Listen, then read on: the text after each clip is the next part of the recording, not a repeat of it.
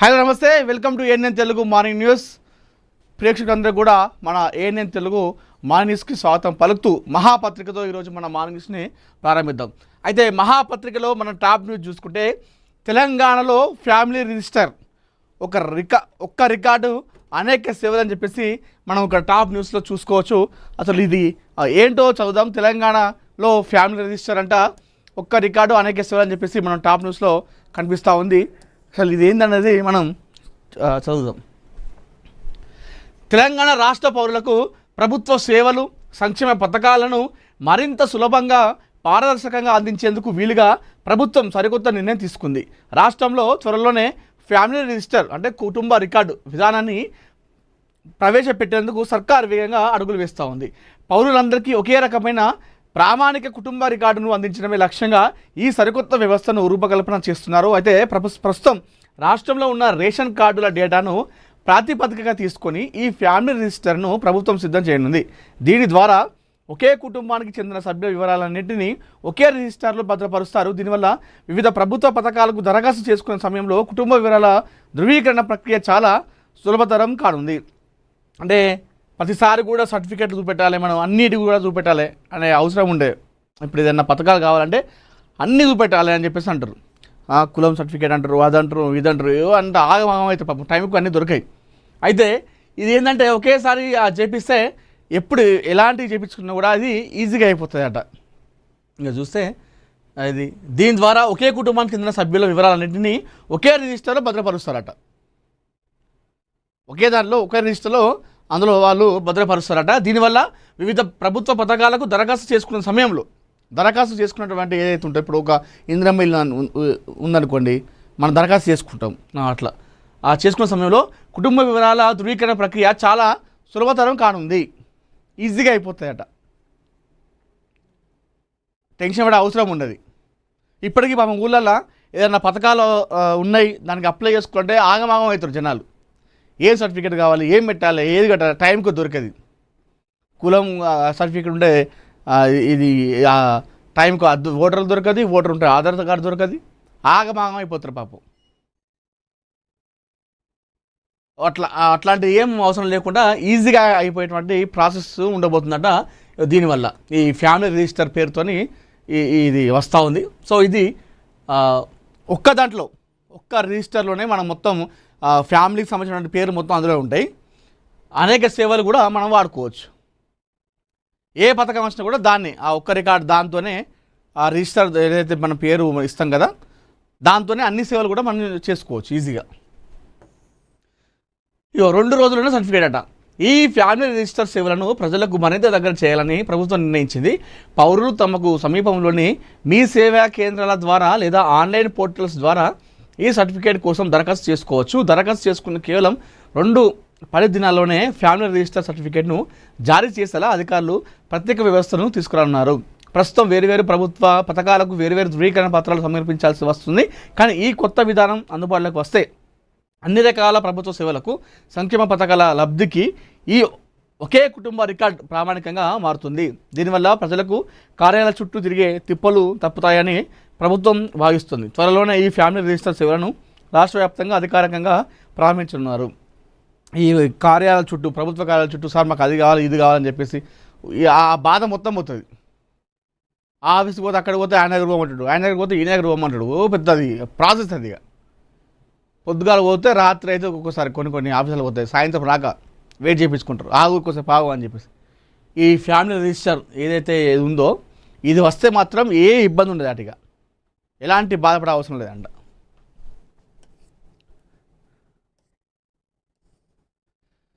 నేను స్ట్రీట్ ఫైటర్ను, మాజీ మంత్రి రాజీనామా తర్వాత పార్లమెంటుకు వచ్చిన ప్రధాన్. చూద్దాం. ఏదైతే సీజేపీ ఆధ్వర్యంలో ఒక డిమాండ్ ఉండే మొన్నటి వరకు కూడా, ఏది నీట్ పేపర్ ప్రశ్న పత్రం లీకేజీని వ్యవహారంలో ధర్మేంద్ర ప్రధాన్ రాజీనామా చేయాలి కేంద్ర విద్యాశాఖ మంత్రి అని చెప్పేసి చెప్పడం జరిగింది. సో కొన్ని రోజుల ఉద్యమం పోరాటం తర్వాత ఎట్టకేలకు ఆయన రాజీనామా చేసిన తర్వాత నిన్న పార్లమెంటుకు వచ్చిన తర్వాత ఆయన నేను స్ట్రీట్ ఫైటర్ను అని చెప్పేసి మాట్లాడుతూ ఉన్నాను. అసలు ఏమన్నా చూద్దాం.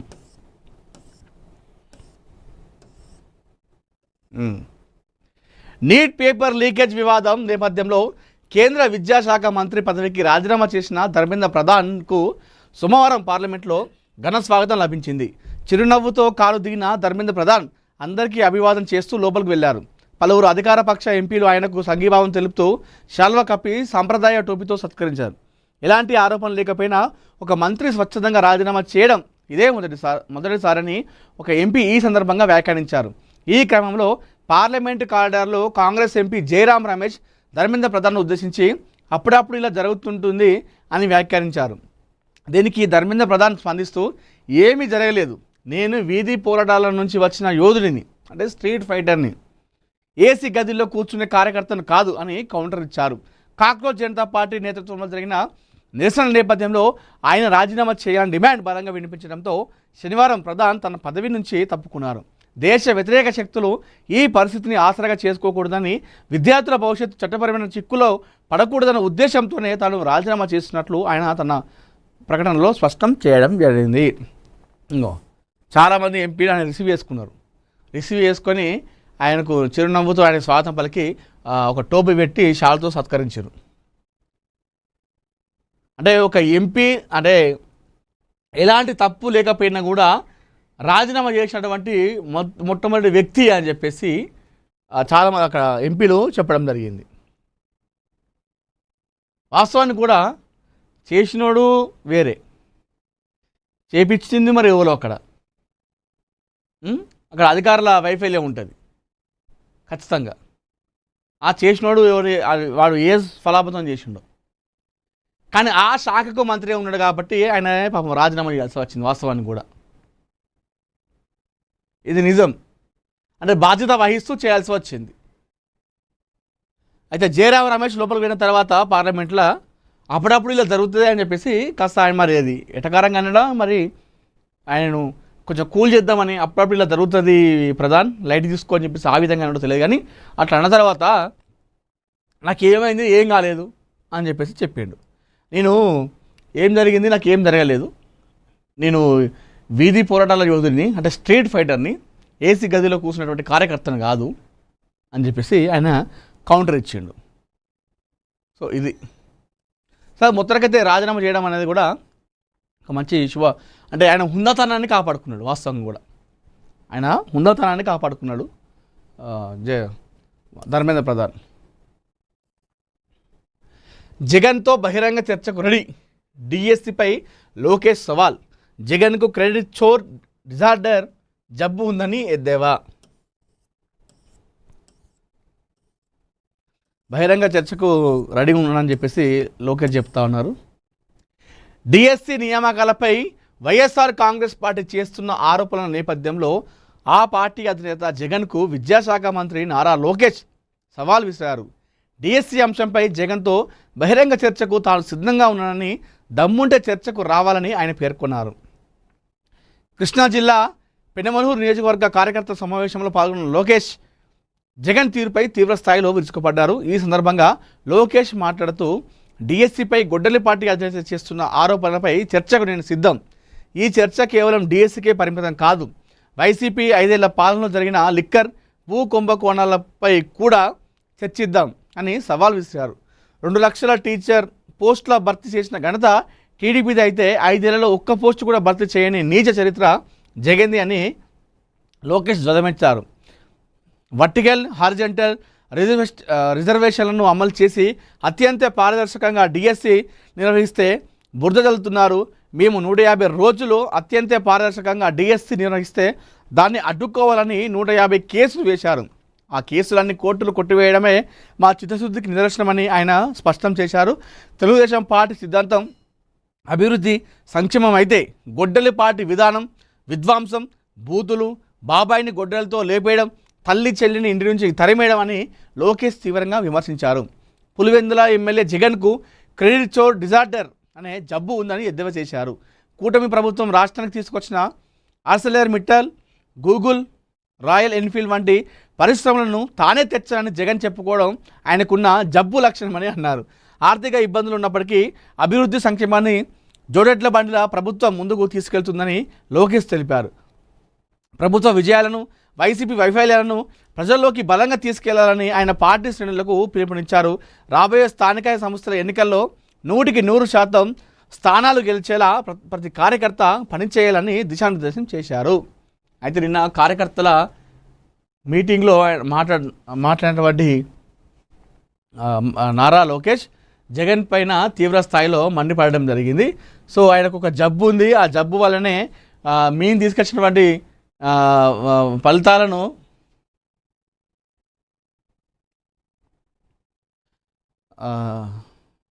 కుటుంబ ప్రభుత్వం అని చెప్పేసి చెప్పడం జరిగింది. అదేవిధంగా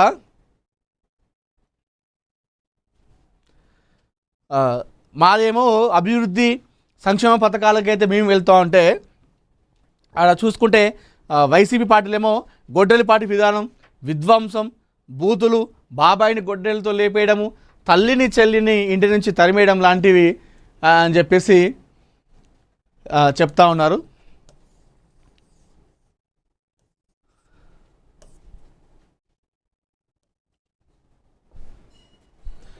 ఉత్తరాంధ్రకు గ్రోత్ ఇంజిన్గా Bhogapuram airport. CM Chandrababu August 1న ప్రధాని మోడీ చేతుల మీదుగా ప్రారంభం. ఏర్పాట్లపై అధికారులతో సమీక్ష. ఉత్తరాంధ్ర అభివృద్ధి చరిత్రలో భోగాపురం అంతర్జాతీయ విమానాశ్రయం కీలక మైలురాయిగా నిలవబోతుందని ఆంధ్రప్రదేశ్ ముఖ్యమంత్రి నారా చంద్రబాబు నాయుడు అన్నారు. ఈ విమానాశ్రయం ఉత్తరాంధ్ర ప్రజల చిరకాల కలను సాకారం చేయడమే కాకుండా ఆర్థిక, పారిశ్రామిక, పర్యాటక రంగాలకు గ్రోత్ ఇంజిన్గా మారుతుందని ఆయన విశ్వాసం వ్యక్తం చేశారు. ఆగస్టు 1న ప్రధాని నరేంద్ర మోడీ చేతుల మీదుగా భోగాపురంలోని అల్లూరి సీతారామరాజు అంతర్జాతీయ విమానాశ్రయం ప్రారంభం కానున్న నేపథ్యంలో సోమవారం అమరావతిలో సీఎం ఉన్నత స్థాయి సమీక్ష నిర్వహించారు. ఈ సందర్భంగా చంద్రబాబు మాట్లాడుతూ 4,727 కోట్ల వ్యయంతో 2,703 ఎకరాల విస్తీర్ణంలో ఈ ప్రతిష్టాత్మక విమానాశ్రయాన్ని నిర్మించినట్టు తెలిపారు. 3,800 మీటర్ల పొడవైన రన్వేతో అత్యాధునిక సదుపాయాలతో కలిగినటువంటి ఎయిర్పోర్ట్ అయితే కట్టబోతున్నారంట. సో ఇటు తెలంగాణలో, ఆంధ్రాలో ఎయిర్పోర్ట్ల నిర్మాణం అనేది పనులు చక్కచక్క జరుగుతున్నాయి. రంగనాథ్ను తప్పించండి, హైడ్రా చీఫ్పై హైకోర్టు ఆగ్రహ ఆదేశం. హైడ్రా కమిషనర్గా మరో ఐజీ స్థాయి అధికారిని నియమించాలని ఆదేశం. ఒక్క అధికారిపై 63 కోర్టు ధిక్కరణల కోర్టుకు క్షమాపణలు చెబుతూ రంగనాథ్ అఫిడవిట్. రంగనాథ్ను కొనసాగించాలా, తప్పించాలన్న అంశంపై ప్రభుత్వం చర్చలు. హైడ్రా కమిషనర్ ఏవి రంగనాథ్ వైఖరిపై తెలంగాణ ఉన్నత న్యాయస్థానం తీవ్ర ఆగ్రహం వ్యక్తం చేయడంతో పాటు ప్రభుత్వానికి కీలక ఆదేశాలు జారీ చేసింది. మల్కాజ్గిరి మండలం లోతుకుంటలోని వివాదాస్పద భూముల్లో కోర్టు ఉత్తర్వులను ఉల్లంఘించి కూల్చివేతలకు పాల్పడ్డారన్న పిటిషన్పై విచారణ చేపట్టిన హైకోర్టు చట్టాన్ని, కోర్టు ఆదేశాలను పదే ధిక్కరించడంపై మండిపడింది. ఇక రాజ్యాంగ స్ఫూర్తితో పనిచేశానని చెప్పేసి ఓవైపు ఆయన చెప్తా ఉన్నాడు. ఇప్పటికే కోర్టుకు క్షమాపణలు చెప్తూ ఆయన అఫిడవిట్ కూడా చేయడం జరిగింది. అయితే విషయం ఏంటంటే నిజంగా ఆ మధ్యలో ఎప్పుడు హైడ్రా కమిషనర్గా ఆయన నియమించిన తర్వాత ఎంతోమంది నిరుపేదలు, మహిళలు, ముసలి వాళ్ళు, పెద్ద వాళ్ళు, చిన్న పిల్లలు కట్టుబట్టలతో వాళ్ళు రోడ్డు మీద పడడం జరిగింది. మనందరం కూడా చూసినాం వాళ్ళ ఆర్తనాదాలు. వాళ్ళని ఇంట్లో ఉండగానే కనీసం వాళ్ళ ఇంట్లో ఉన్నటువంటి సామాన్లను కూడా బయటికి పెట్టకుండా ఉన్న ఫలంగా మొత్తం కూల్చేసినటువంటి ఆ సంగతి మనకు తెలిసింది. వాళ్ళ ఆర్తనాదాలు, చిన్న పసిపిల్లల కష్టాలు, వాళ్ళ పాపం చదువుకునే పిల్లల బ్యాగులు, పుస్తకాలు, వాళ్ళ పలకలు పట్టుకొని బయట కూర్చున్న పరిస్థితి, చిన్నపిల్లలు, బాలింతలు రోడ్డు పైన కూర్చొని ఆ చిన్నపిల్లలకు వాళ్ళు పాలు తాగిపోయడము, ముసలి వాళ్ళు రోడ్డు పక్కనే పడుకోవడము, అంటే కట్టుబట్టలతో వాళ్ళు పంపించినటువంటి విషయం. అప్పుడు ఆర్తనాదాలు మనం చూసినాం. చాలామంది చాలా రకాలుగా అప్పుడు శాపాలు కూడా పెట్టారు. మనం ఇప్పుడు రంగనాథ్ గారిని మనం ఏం తప్పు పట్టట్లేదు. ఆయన ఒక మంచి లీడర్, ఒక మంచి officer, dynamic officer, dare and dashing officer, తప్పు పట్టట్లేదు. కానీ ఆ టైంలో మరి ఎక్కడ మిస్టేక్ జరిగిందో కానీ పాపం చాలామంది ఇంట్లో ఉండగా, సరే అది కబ్జా చేసిందే కావచ్చు, ప్రభుత్వ భూములనే వాళ్ళు కట్టుకున్నారు కావచ్చు, ఉన్నారు కావచ్చు, ఏదో చిన్న గుడిసె వేసుకొని, వాళ్ళైతే మొత్తం ఆక్రమించుకోలేదు కదా, మాదని చెప్పలే కదా. కొంచెం టైం ఇచ్చి వాళ్ళకి అడ్జస్ట్ అయిపోయింది. రైట్ ఉండగానే పోయి వాళ్ళ పీక్ పారిస్తే వాళ్ళ ఏడుపులు వాళ్ళ కథ మామూలు విషయం కాదు అది. చాలామంది శాపాలు పెట్టిర్రు అప్పుడు గవర్నమెంట్ పైన, అదేవిధంగా రంగనాథ్ గారి పైన, హైడ్రా పైన చాలా విమర్శలు చేశారు. అటు ప్రతిపక్షాలు కూడా చాలా రకంగా ఆరోపించింది. పెద్ద పెద్ద కోట్లలో, వేల కోట్లలో ఉన్న వాళ్ళు బలిసిన వాళ్ళు ఏమో చెరువుల మీద ఇల్లు కడితే వాళ్ళ దగ్గర పోయి నోటీసులు ఇయ్యరు, వాళ్ళ ఇల్లు ఓటరు. కానీ ఉట్టుట్టి ఏదో బలహీనుల దగ్గర పోయి మీ ప్రతాపం చూపిస్తారని చెప్పేసి చాలామంది కూడా అన్నారు. ఎట్టకేలకు హైకోర్టు సీరియస్ అయింది. రంగనాథ్ను తప్పించండి, రంగనాథు అనర్హుడు, ఆయన పనికిరాడు, ఆయన తీసేయండి అని చెప్పి చెప్పడం జరిగింది. అయితే కోర్టు ఉల్లంఘనలు ఆయన పట్టించుకోకుండా కొన్ని కూల్చివేతలు చేసిండట. మరి ఎందుకు చేసిండో అది ఆయనే చేసిండా, మరి కోర్టు అంటే రెస్పెక్ట్ లేకుండా చేసిండా, లేకపోతే ఆయన ఏదైతే అంటున్నాడో రాజ్యాంగ పరంగానే చేసిండని చెప్పి చెప్తారు. మరి ఆ రకంగా వెళ్ళిండా తెలియదు. కానీ అంటే కొంతమంది అందరూ కలిసి అందరూ అంటే కొంతమంది బాధితులు అందులో న్యాయం ఉండి నిజాయితీ ఉండి వాళ్ళు శాపాలు పెడితే అది తగులుతాయంటారు. అది ఇక్కడ నిజమైంది నన్ను అడిగితే. చాలామంది ఏడ్చారు పాపం బయటకు వచ్చి అప్పుడు ఆ టైంలో. ఎవరిని ఏమనాలో అర్థం కాని పరిస్థితి. సో ఆ శాపం అయితే తాకిందని చెప్పుకోవాలి ఈ విషయంలో రంగనాథ్ గారికి. పెద్దిని కాపాడండి, ఏం చేస్తారో తెలియదు, యశోదలో వైద్యులతో కేసీఆర్. సో ఎటకెలకు నిన్న మాజీ ముఖ్యమంత్రి కేసీఆర్ గారు నిన్న బయటికి రావడం జరిగింది. బయటకు వచ్చి పెద్ది సుదర్శన్ రెడ్డి కోసం రావడం జరిగింది. యశోద హాస్పిటల్లో వెళ్ళి ఆ డాక్టర్తో మాట్లాడారు. సుదర్శన్ రెడ్డిని చూశారు. ఆ సుదర్శన్ రెడ్డి కుటుంబ సభ్యులతో, పిల్లలతో, అదేవిధంగా తన సుదర్శన్ రెడ్డి సతీమణితో మాట్లాడడం జరిగింది. మాట్లాడి వాళ్ళ కోసం ధైర్యం ఇచ్చారు. అదేవిధంగా డాక్టర్లతో మాట్లాడి మీరు ఏం చేస్తారో తెలియదు, మా పెద్ద బతికి రావాలి, మళ్ళా యాక్టివ్గా పాలిటిక్స్లో ఉండాలని చెప్పేసి ఆయన చెప్పడం జరిగింది. చాలాసేపు సమయం గడిపిండు. అయితే కేసీఆర్ వస్తాడా రాడా అని చెప్పి చాలామంది అనుకున్నారు. కొంతమంది రాడు, ఎందుకు వస్తాడు, ఈ మధ్యకాలంలో పార్టీ గురించి పట్టించుకోవట్లేదు, ఆయన ఎందుకు వస్తాడులే అని చెప్పేసి ఆయన. మరికొంతమంది అయితే తన మనవాడుకి మన ఒకటి దెబ్బ తాకింది కదా, ఏజీ హాస్పిటల్ పోయి పరామర్శించాడు. వాళ్ళ కుటుంబ సభ్యుడు కాబట్టి, వాళ్ళ మనవడు కాబట్టి బయటకు వచ్చిండు, అదే మామూలు వేరే అయితే వస్తాడని చెప్పేసి అన్నారు. అయితే వాడన్నిటికీ చెక్ పెడుతూ నిన్న కేసీఆర్ గారు పెద్దిని చూడడానికి హాస్పిటల్కి రావడం జరిగింది. ఉండి అక్కడ చాలాసేపు మాట్లాడి డాక్టర్లతో ఏమని చేయండి, మావాడు బయటికి రావాలి, మంచి యాక్టివ్గా ఉండాలని చెప్పేసి చెప్పడం జరిగింది. తెలంగాణ జాగృతి అధ్యక్షురాలిగా మాధవి. కల్వకుంట్ల కవిత సంచలన నిర్ణయం. తెలంగాణ సాంస్కృతిక చైతన్యానికి ప్రతీకగా నిలిచిన తెలంగాణ జాగృతికి కొత్త అధ్యక్షురాలు నియమితులయ్యారు. గత 2 దశాబ్దాలుగా సంస్థను ముందుండి నడిపించిన కల్వకుంట్ల కవిత ఇకపై ఫౌండర్ చైర్పర్సన్గా మాత్రమే కొనసాగుతున్నారు. ఈ నేపథ్యంలో సంస్థ కొత్త అధ్యక్షురాలిగా మారిపెల్లి మాధవికి బాధ్యతలను అప్పగిస్తూ సోమవారం అధికారిక ఉత్తర్వులు జారీ చేశారు. ఈ నియామకం వెంటనే అమల్లోకి వస్తుందని స్పష్టం చేసిన కవిత సంస్థ ప్రయాణంలో ఇది ఒక సరికొత్త అధ్యాయమని పేర్కొన్నారు. భవిష్యత్తులో తెలంగాణ ఆత్మగౌరవం సాంస్కృతిక కార్యక్రమంలో ఈ అధ్యక్షురాలుగా మాధవి ఎన్నికైందట. అయితే కవిత తెలంగాణలో అటు కేసీఆర్ కూతురుగా వచ్చినప్పటికి కూడా తనకంటూ ఒక ప్రత్యేక స్థానాన్ని ఏర్పరచుకుందంటే అది తెలంగాణ జాగృతి వల్లనే. ఆ తెలంగాణ జాగృతితోనే కవిత తెలంగాణ ప్రజల్లోకి ఇంకెక్కువ బలంగా వెళ్ళగలిగింది. ఉద్యమం సమయంలో కావచ్చు, తెలంగాణ వచ్చిన తర్వాత ఇప్పుడు కావచ్చు, ఉద్యమ సమయంలో ఈ తెలంగాణ జాగృతి అనేది చాలా బలంగా పనిచేసింది. అంటే మహిళల్లో చైతన్యం తీసుకురావడం, తెలంగాణ ఉద్యమం పోరాటం చేసే విషయంలో కావచ్చు, అటు వాళ్ళు చేసేటువంటి కార్యక్రమాలు, ముఖ్యంగా మన తెలంగాణ సంస్కృతులకు, మన బతుకమ్మ, మన ఆటలు, మన పాటలు, ఈ విషయంలో తెలంగాణ జాగృతి చాలా ఇంపాక్ట్ చూపించింది తెలంగాణలో. సో అటు కేసీఆర్ కూతురుగా వచ్చినప్పటికి కూడా కవిత తనకంటూ ఒక ప్రత్యేక స్థానాన్ని తెలంగాణలో గుర్తింపు తెచ్చుకుందంటే అది తెలంగాణ జాగృతి అన్నటువంటి దాంతో. సో ఈ మధ్యకాలంలో తను ఒక పార్టీ పెట్టింది, టీఆర్ఎస్ అని చెప్పేసి.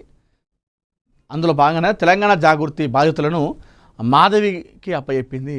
సో తను ఆ ఫౌండేషన్కి చైర్పర్సన్గానే కొనసాగుతాను. కానీ నేను అధ్యక్షురాలుగా ఉండను అని చెప్పేసి చెప్పడం జరిగింది. వెంటనే ఉత్తర్వులు జారీ చేసింది. ఆల్రెడీ ఆమె నియామకం కూడా అయిపోయిందని చెప్పేసి చెప్పింది. ఇక్కడ నుండి తెలంగాణ జాగృతి అధ్యక్షురాలు కల్వకుంట్ల కవిత కాదు, తెలంగాణ జాగృతి అధ్యక్షురాలు మాధవి అని చెప్పేసి మనం పిలుచుకోవాల్సి వస్తుంది.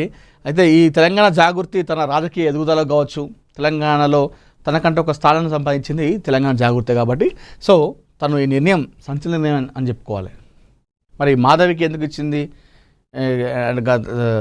అన్నది తెలియాలి. అంటే ఆమె గతంలో తన స్నేహితురాలా లేదంటే జాగృతిలో కీలక సభ్యురాలుగా ఉందా అన్నది మనకు తెలియదు. కానీ సో మొత్తానికైతే ఇప్పుడు మాధవికి ఇవ్వడంతో ఎవరు ఈ మాధవి అని చెప్పేసి చాలామంది కూడా చెప్పుకుంటూ ఉన్నారు.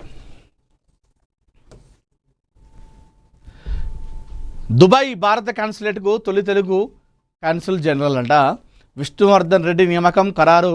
దుబాయ్ చరిత్రలో తొలిసారి తెలుగు దౌత్యవేత్తకు అత్యున్నత బాధ్యతలు అని చెప్పేసి మనం ఇక్కడ వార్త వస్తున్నాం. ఢిల్లీలో తెలంగాణ జర్నలిస్టుల గర్జన, జర్నలిస్టుల హక్కుల కోసం గలమెత్తిన టీడబ్ల్యూజేఎఫ్, జంతర్ మంతర్లో ధర్నా, దండులా కదిలి వచ్చిన దేశవ్యాప్త జర్నలిస్టులు అంట. సరే వార్త చూద్దాం. టీడబ్ల్యూజే జంతర్ మంతర్ వద్ద ధర్నా దిగింది.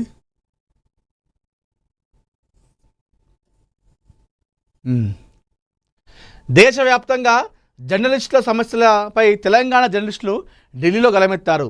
కేంద్ర ప్రభుత్వం పరిష్కరించాల్సిన సమస్యలను వెంటనే పరిష్కరించాలని కోరుతూ పాత్రికేయులు పార్లమెంటు సమీపంలోని జంతర్ మంతర్లో పెద్ద ఎత్తున ధర్నాకు చేశారు.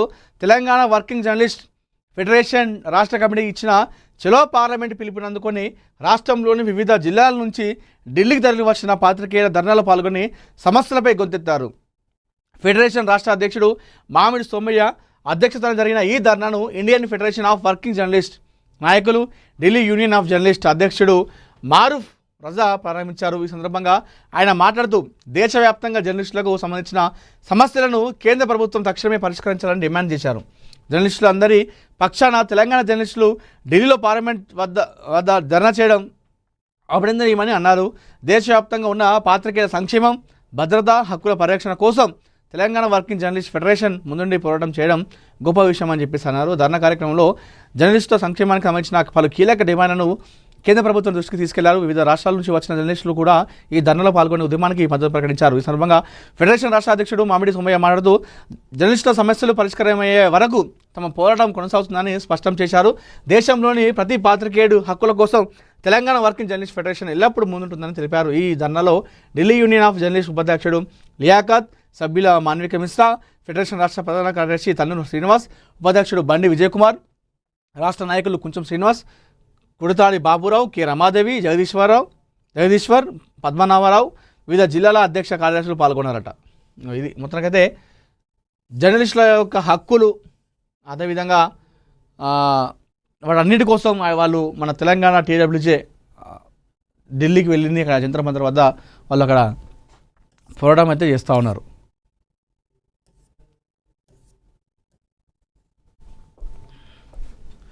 ఒప్పందం ఉల్లంఘించిన కేంద్రం, మళ్ళీ ఆందోళన తప్పవు. కేంద్రానికి Congress Janata party warning.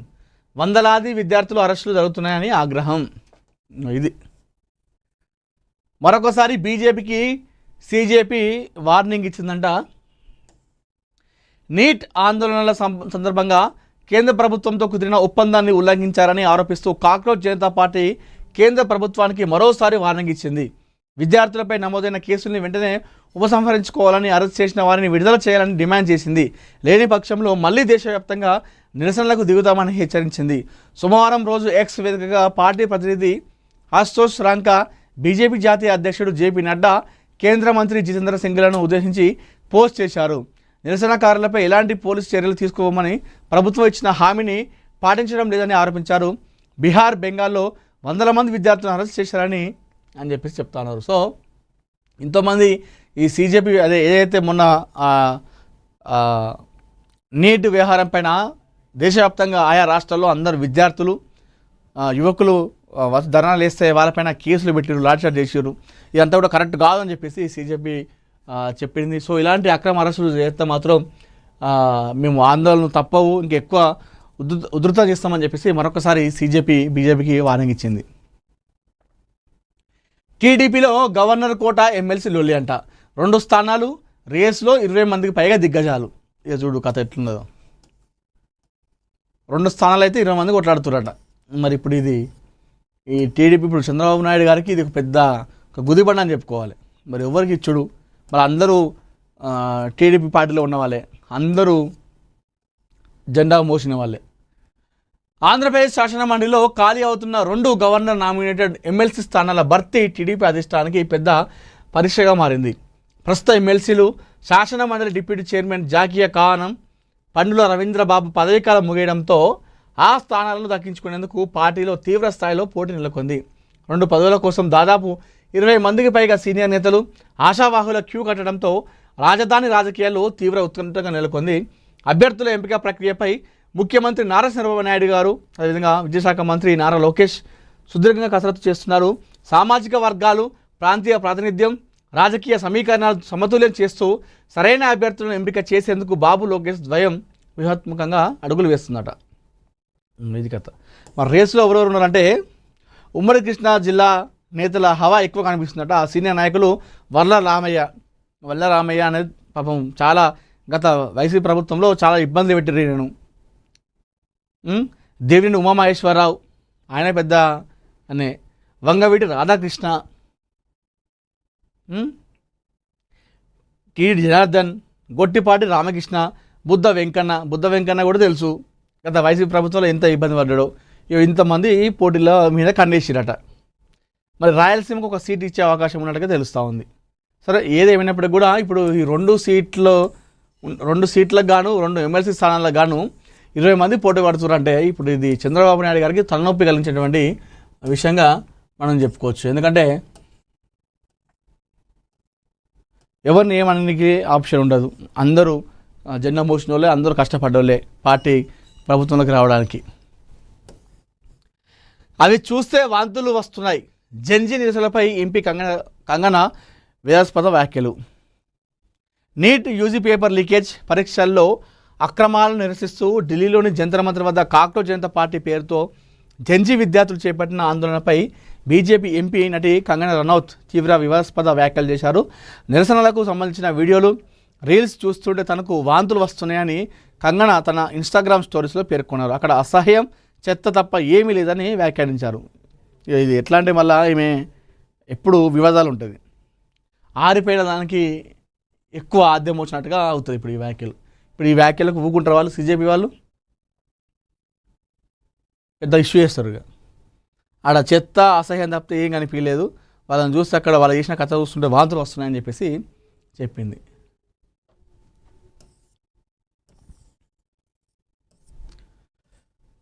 So ఏదైతే BRS senior leader Peddi Sudarshan Reddy ప్రస్తుత ఆరోగ్య పరిస్థితి చాలా ఇప్పటికి కూడా ఇంకా సీరియస్గా ఉందంట. సో ఆ రోజు చాలా ఛానళ్ళలో ఆయన కన్ను మూసారని చెప్పేసి రావడం జరిగింది. అది చాలా బాధాకరం. అయితే అప్పటికి ఒక మమత అని చెప్పేసి ఒక డాక్టర్ 9 సార్లు సిపిఆర్ చేసి పెద్ది సుదర్శన్ రెడ్డిని కాపాడడం జరిగింది.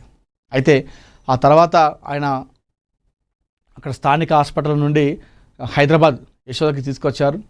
ప్రస్తుతం ఆయన ట్రీట్మెంట్ చేసుకుంటున్నాడు. అయితే డాక్టర్లు ఓకే ట్రీట్మెంట్కి సపోర్ట్ చేస్తున్నాడు, కానీ ఇంకా ఆయన ఇంకా కోమాలోనే ఉన్నట్టుగా తెలుస్తూ ఉంది. ఇంకా కండిషన్ ఇప్పుడు కూడా సీరియస్గానే ఉంది. సో నిన్న అటు బీఆర్ఎస్ అధినేత మాజీ ముఖ్యమంత్రి కేసీఆర్ కూడా రావడం జరిగింది. అయితే ప్రస్తుతం సీఎం రేవంత్ రెడ్డి గారు కూడా, ప్రస్తుత తెలంగాణ ముఖ్యమంత్రి రేవంత్ రెడ్డి గారు కూడా యశోద హాస్పిటల్కి వెళ్తున్నారు. ఆయనను వాళ్ళ కుటుంబాన్ని పరామర్శించడానికి, ఆయన చూడడానికి. ఎందుకంటే పెద్ది సుదర్శన్ రెడ్డి చాలా సీనియర్ లీడర్ కాబట్టి, ఆయన ఇప్పటి వ్యక్తి కాదు, దశాబ్దాలుగా ఆయన రాజకీయాలు ఉన్నాడు కాబట్టి. సో పెద్ది సుదర్శన్ రెడ్డిని చూడడానికి హాస్పిటల్లో ఆయన ఆరోగ్య పరిస్థితి తెలుసుకోవడానికి తెలంగాణ ముఖ్యమంత్రి రేవంత్ రెడ్డి గారు యశోద హాస్పిటల్కి చేరుకున్నట్టుగా తెలుస్తూ ఉంది.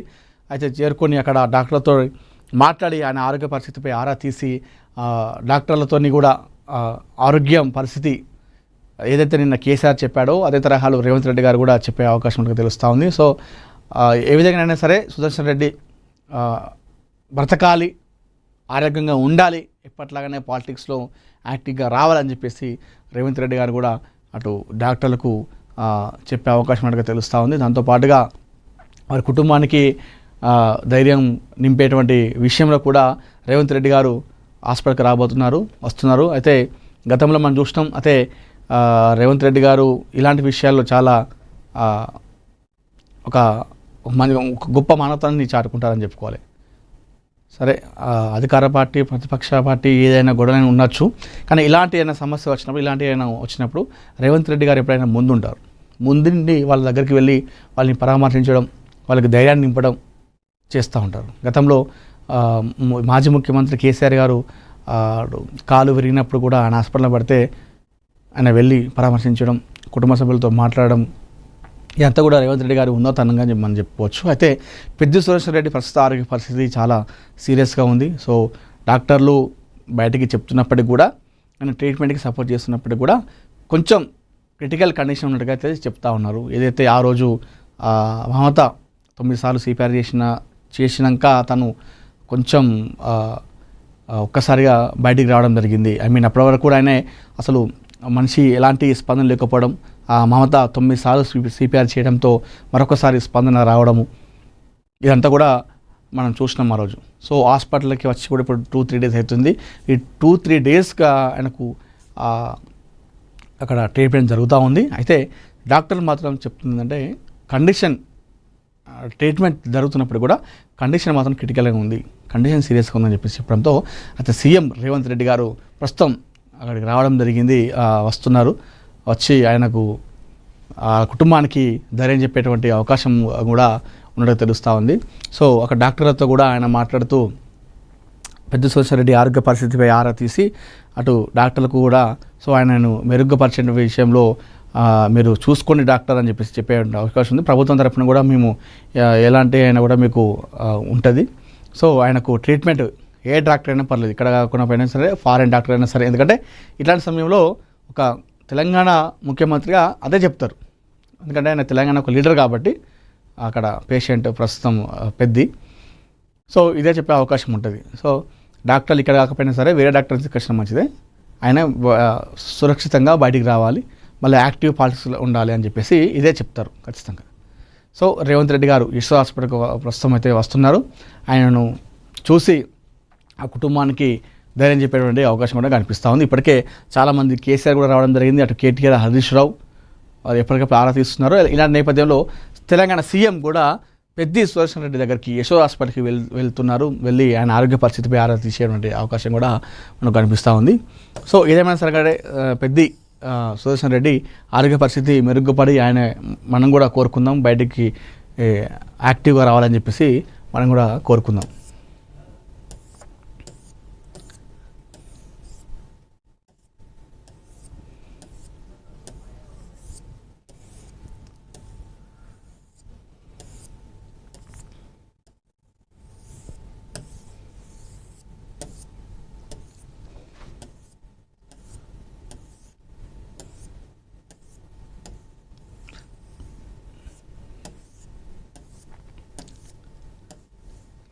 శాలిని పాండే స్టైలిష్ లుక్ అని చెప్పేసి మనం ఇక్కడ చూస్తూ ఉన్నాము. అదేవిధంగా సెప్టెంబర్ 11న మహేంద్రగిరి వారహి అని చెప్పేసి కూడా ఇక్కడ ఒక పోస్టర్ కనిపిస్తుంది. సుమంత్ చాలా రోజుల తర్వాత ఆయన ప్రధాన పాత్రలో కనిపించబోతున్నారు. సో సుమంత్ అక్కినేని నాగేశ్వరరావు గారి మనవడైనప్పటికీ కూడా స్టార్టింగ్లో చాలా సినిమాలు చేసిండు, చాలా హిట్లు కూడా ఉన్నాయి. ఆ తర్వాత మరి ఏమైందో, కథలు నచ్చలేదా లేకపోతే ఆయనకు ఎవరు స్టోరీస్ చెప్పారో తెలియదు, కానీ చాలా గ్యాప్ ఇచ్చిండు. అప్పుడప్పుడు అరాకొర సినిమాలు తీస్తూ ఉన్నారు. దానిలో భాగంగా ఇప్పుడు మహేంద్రగిరి వారహి అని చెప్పేసి ఒక సినిమా అయితే రాబోతుంది. అందులో తారాగణం కూడా అందరూ బాగానే ఉన్నారు. అక్కడ బ్రహ్మానందం గారు కూడా ఈ మధ్యకాలంలో సినిమాలు ఎక్కువ చేయట్లేదు, అయితే ఈ సినిమాలో కనిపించబోతున్నారు. ఆది పురుష్పై మనోజ్ క్షమాపణ అని చెప్పేసి ఇక్కడ మనం వార్త వస్తున్నాం. అదేవిధంగా భుజం గాయంతో షూటింగ్లకు విరామం. ఈ మధ్యకాలంలో అసలు ఏమైందో స్టార్ హీరోలు అందరూ కూడా సర్జరీలు అవుతున్నాయి, దెబ్బలు తగులుతున్నాయి షూటింగ్లలో. ఇప్పటికే పవన్ కళ్యాణ్ సర్జరీ అయింది, రామ్ చరణ్కి సర్జరీ అయింది, ఈరోజు నిన్న రామ్ చరణ్ కూడా సర్జరీ అవుతుంది, బాలకృష్ణకు సర్జరీ అయింది, ఇప్పుడు ఎన్టీఆర్ కూడా అదే. సో ఇట్లా వరుస ఘటనలతో ఒక్కసారిగా టాలీవుడ్ ఉక్కిరిబిక్కిరి అవుతుందని చెప్పుకోవాలి. హీరోయిన్ లేకుండానే బన్నీ సినిమా అని చెప్పేసి ఇక్కడ మనం చూస్తున్నాము. సో బన్నీ కొత్త లుక్ అనుకుంటేది. సో పుష్పలో మనం చూసినాం, చాలా మాస్లో కనిపించడం జరిగింది ఆయన వేషధరణ. అది ఇప్పుడు మరొకసారి ఇంకా స్టైలిష్గా కనిపిస్తూ ఉన్నారు.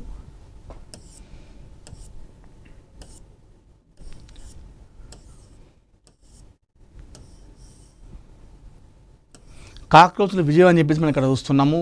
ఆపరేషన్ విజయ్ మంచు కొండల్లో రగిలిన అగ్ని జ్వాల అని చెప్పేసి చూస్తున్నాము. ఈ సాహస గాథ అని చెప్పేసి బంగాళాఖాతంలో అల్పపీడన ప్రభావం, అదేవిధంగా తెలంగాణలో మరో 4 రోజులు వర్షాలు కురినాయట. హైదరాబాద్లో కూడా వర్షాలు నిన్నటువంటి వాతావరణం కూడా చేంజ్ అయిపోయింది. వర్షాలు కూడా కొడుతున్నాయి, అక్కడక్కడ భారీ వర్షాలు కొడుతున్నాయి. అయితే ఈ తెలంగాణలో ఈ అల్పపీడన ప్రభావం వల్ల ఈ 4 రోజులు లైన్గా కంటిన్యూగా వర్షాలు కొట్టే అవకాశం ఉందట. సో అధికారులు హెచ్చరికలు జారీ చేస్తున్నారు. లోతట్టు ప్రాంతాల్లో ప్రజలను అప్రమత్తం చేస్తూ ఉన్నారు.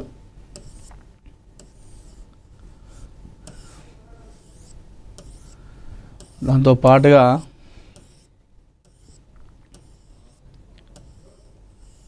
రెచ్చిపోయిన డ్రగ్స్ మాఫియా అని చెప్పేసి మనం ఇక్కడ వార్త చూసుకోవచ్చు. అదేవిధంగా చివరెడ్డికి సుప్రీంకోర్టు ఎదురుదెబ్బ అని చెప్పేసి మరొక లిక్కర్ స్కామ్లో వార్త చూసుకోవచ్చు. హసన్పర్తి పోలీస్ స్టేషన్ సందర్శించిన వరంగల్ సిపి అని చెప్పేసి మరొక వార్త చూసుకోవచ్చు. బొద్దింకల జోలికి రాకండి, వాడి సత్తా అందరికి తెలిసిందని చెప్పేసి సిజేపీ వ్యవస్థాపకుడు అభిజిత్ తిప్కి చెప్తా ఉన్నారు. మా జోలికి రావద్దు, ఇప్పటికే మా ప్రతాపం మాది ఏందో చూపించినాము, మా జోలికి రావద్దు అని చెప్పేసి ఆయన వార్నింగ్ ఇస్తా ఉన్నాడు అభిజిత్ తిప్కే, సిజేపీ పార్టీ వ్యవస్థాపకుడు.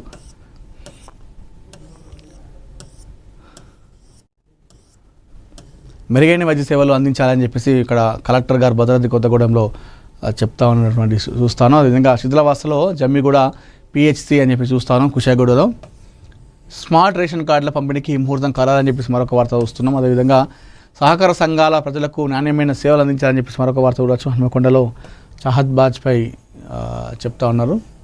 కాంగ్రెస్ ప్రజాపాలనలో అభివృద్ధికి పెద్దపీట అని చెప్పేసి మనం చూస్తున్నాం. ఎమ్మెల్యే నాయని రాజేందర్ రెడ్డి చెప్తున్నటువంటి పరిస్థితి హన్మకొండలో. రైతులు విత్తన మేళాలను సద్వినియోగం చేసుకోవాలని చెప్పేసి మరొక వార్త వస్తున్నాం. వరంగల్లో జిల్లా కలెక్టర్ అక్కడ డాక్టర్ సత్యసారథి చెప్తా ఉన్నారు.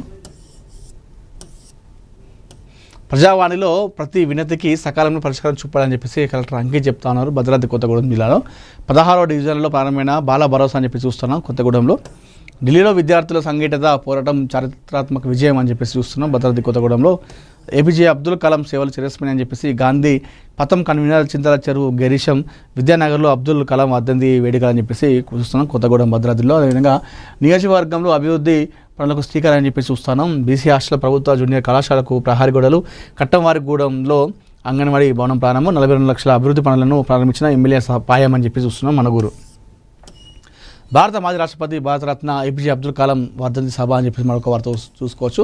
ప్రజావానికి 114 అర్జీలు అని చెప్పేసి మరొక వార్త చూస్తున్నాము. ఈ సిటీ మహేశ్వరం పారిశ్రామిక పార్కును సందర్శించిన సిఎస్ అని చెప్పేసి మరొక వార్త వస్తున్నాం. అదేవిధంగా బుల్లెట్ ట్రైన్ సర్వే మార్చాలని వినతి, చిన్న రైతులను కాపాడాలని ఎమ్మెల్యేలకు గ్రామస్తుల విజ్ఞప్తి అని చెప్పేసి రాజనగర్ వార్త కూడా చూసుకోవచ్చు. బంగారు మంగళసూత్రం చోటు చేసిన 2 నిందితులు అరెస్ట్ అని చెప్పేసి మరొక వార్త కూడా మనం ఇక్కడ చూసుకోవచ్చు. మద్యం దుకాణాల్లో నిబంధనలకు విరుద్ధంగా వాటర్ బాటిల్, గ్లాసుల విక్రయం అని చెప్పేసి మరొక వార్త చూస్తున్నాం. అదేవిధంగా అంగవైకల్యం అడ్డు కాలేదు అని చెప్పేసి కుషాయిగూడ ఒక వార్త చూస్తున్నాము. రాహుల్ పోలీస్ కావాలన్న కోరిక నెరవేరింది. ఇది ప్రోటోకాల్ పాటించాలని ఎమ్మెల్యే ప్రకాష్ గౌడ్ సూచన అని చెప్పేసి రాజనగర్లో మరొక వార్త చూసుకోవచ్చు. హిమాయత్ నగర్లో 60 గజాల బాధితులకు ఆర్ఎస్ ప్రవీణ్ కుమార్ సంఘీభావం అని చెప్పేసి మరొక వార్త కూడా చూసుకోవచ్చు. అదేవిధంగా ప్రజావాణితో సమస్యల సత్వర పరిష్కారం అని చెప్పేసి జిల్లా కలెక్టర్ చెప్తా ఉన్నారు రంగారెడ్డి జిల్లాలో. అదేవిధంగా 111 జీవ పరిధిలో అక్రమ వెంచర్పై చర్యలు అని చెప్పేసి రాజనగర్లో వార్త కూడా మనం ఇక్కడ చూసుకోవచ్చు. బారికేటతో బస్ స్టాప్కు ముప్పు అని చెప్పేసి కుషాయిగూడలో అక్కడ పునరుద్ధరణ పనులు కూడా చేసే అవకాశం కూడా అక్కడ మనకు కనిపిస్తూ ఉంది.